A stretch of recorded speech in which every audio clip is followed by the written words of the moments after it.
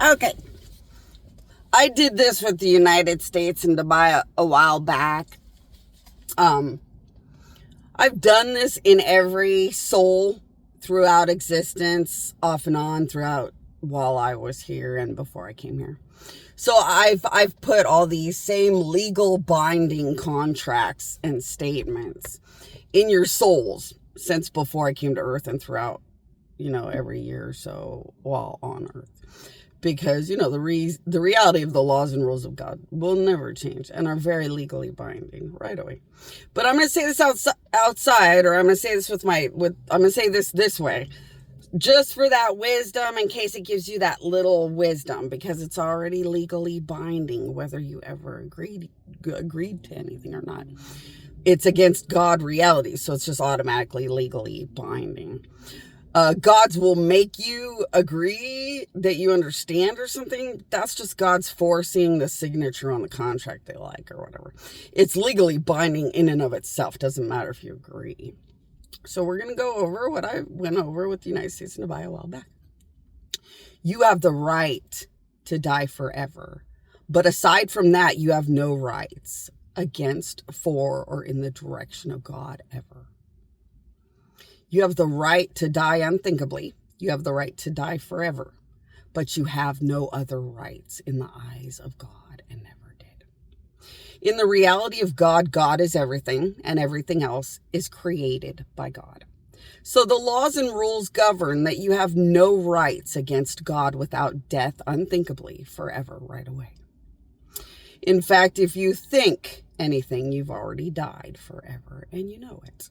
But this is that legal moment where I'm just going to reiterate the wisdom of the fear of God. And then you choose what you choose as humans, like humans always do. So you have the right to die forever. So what is real when God created you? Well, you have the right to do anything against God, but you must die forever for all of it. Which is why in heaven you must very worshipfully. So in heaven, you have to petition gods about any issue you have. So if you did or did not like anything about God or Jesus, you have a right in pure worship to say very respectful statements, to wish or not wish the changes or things you wish or don't wish that you don't like when you're in heaven. But it's well known in heaven, you have the right to death forever, or just the laws and rules that govern God and Jesus and make things appropriate to the biggest, highest powers in existence all the time. So when you are in heaven and God and Jesus are very glorious and beautiful and amazing, you already know not to go against them. If they're that beautiful when they're happy, they're probably that scary when they're mad. But it's a law. You're just going to die forever. So in heaven, they kind of reiterate it the way I do and the way many do when they feel that wisdom might be best this way. And then you learn in heaven to petition God and Jesus when you want something or don't want something or want a dream or wish things would change, but very respectfully and worshipfully.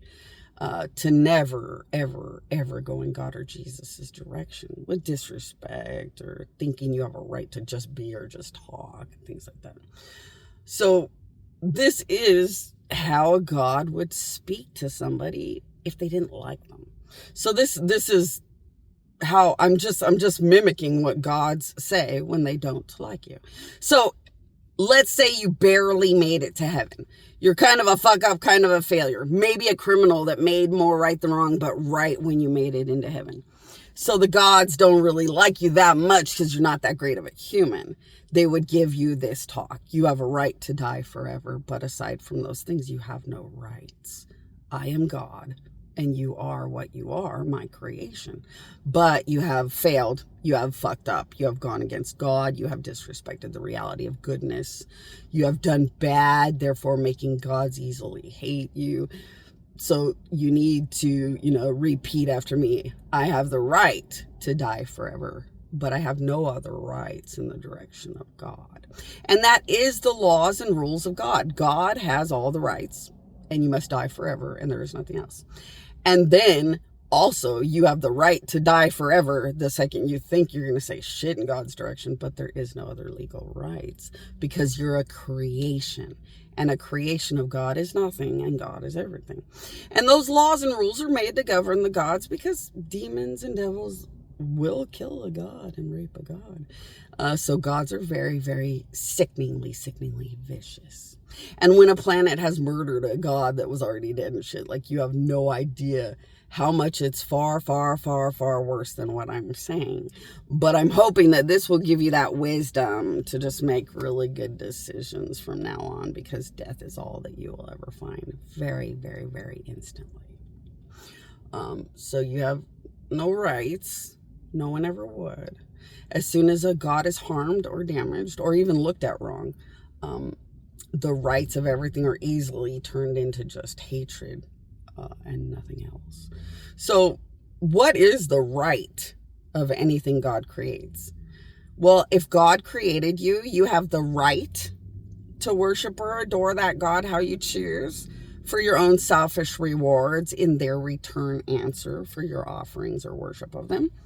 You have a right to basic, respectful, worshipful, appropriate conversation in their direction when you just really need to address something or ask something.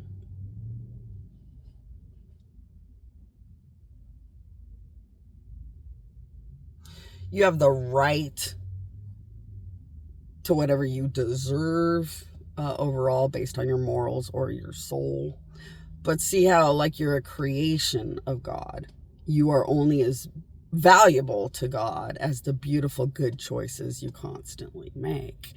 As you don't always make the best good choices, your value in the eyes of God is not even there, because once you do bad, God's hate.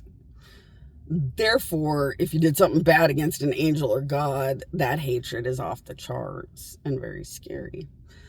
So I don't want to go over that. I'd rather go back to sending everybody to my queen, and telling them to be good people and don't go outside where weeping and gnashing of the teeth and end of the world and death of the soul exist. And I'd want to just start harping for good people. Just be good people and don't go outside. But and there's no way to really talk to a planet that could murder God and laugh about it, or laugh that a dead God has walked the earth. There's no words for this planet, so there's no way to really talk to you guys about reality. The only real talks a God could have with this planet are when they are unthinkably dead in the soul and paying really good attention about how they had no right to do anything against God. Other than that, they're just not going to give a shit. They've already murdered God. Did. But this might help everybody else to understand that you have no legal rights. So God has all the legal rights, and no one else has any. So you just don't do things against gods. Now, if gods ever do anything bad, they also die worse than everybody else. If gods ever do wrong, they also suffer worse than everybody else. And the only reason the United States and Dubai are going to die worse than all gods is because they're the ones that convinced gods to commit the crimes, therefore became more of a criminal in courts of gods than evil god enemies themselves that don't convince good gods to commit crime very often, because the punishments and prosecutions are beyond words forever. So gods have to be perfect and can't do wrong, or they pay the ultimate price nobody else pays. And because of it, gods have the biggest laws and rules that govern their existence that exist. You absolutely are the value of your good or bad choices. You absolutely get treated like your good and bad choices deserve. Or you give extra offerings or extra worship or offerings towards the throne or the power of God to try to get more than just what your morals deserve. And that's about the only right that you have, is to make sure that you are worthy and then put in God's direction what you hope to get out and reap what you sow. similar to people that would give the best 10% of their farming to God back in the old days to get a really good year of great wealth. So they would give 10% of their farming, the best 10% of their farming they had. And then they would hope that God would give them beautiful, abundant wealth within their life and their lifestyle for the year. If God was genuinely impressed with their offering. So, like, that's when I was talking to you about how you can work on being a better good person, attach it to your dollar and put it into a worshipful offering. Now, when you go to a church, you're giving that dollar to a human, the preacher. That the house of God has no power of Jesus or God anymore. It's just a house of mockery. So you're giving that dollar to whatever you believe that preacher is. And the reward you get from that dollar is what that preacher deserves, is what's going to go into your soul based on putting money and financial support into that preacher. You are sharing in a portion of that preacher's soul. So when you have sex, your soul connects to the soul of the person you have sex with. If they're bad, you're going to be stuck with their bad soul, stuck to your soul because you had sex with them. And that's just the way the laws and rules of spirituality and sex and stuff like that work. When you give a dollar to a preacher who swears they walk in the like mini me God reality, you are putting a dollar into a human that swears they belong in a house of God, and you are getting a portion of their soul and what they really are through that dollar more. So if you want to make a real offering to a real God, you might work to be the best good person never known and leave that dollar right in front of the Jesus statue. The way you would put a dime into the frog's mouth when the great giant Mangwa. So there's a great giant Mangwa. He's a very powerful giant. And he uses that frog statue often and tells you what amount of money to put in the frog's mouth or what type of wealth to put around the frog. And see, you might often have to work on your morals with Buddha, with the frog giants. And it's not always Buddha, it's other similar Buddha giants that Buddha allows to use the statue. It could be the Chinese dragon or monumental, powerful giants that the dragon allows to use his identity or statues. But you would work on your better level science goodness or better level of aura goodness, or you would do transcendent beautiful goodness of light, or whatever it is you're working on through my queen based on your spirituality, beliefs, and more. You would work with these my queen giants, which you might be talking to Buddha himself. God, he is such a powerful badass. And you might be working with them directly or not. Like, I don't know, but like, you do what they say until your morals or you get to that level where they're happy. You would attach it to the dollar or the dime or the quarter or whatever and put it in the frog's mouth or put it at the throne or the statue of Jesus or God. And you get the reward that they decide based on working that hard to get that reward. Oh, got a job.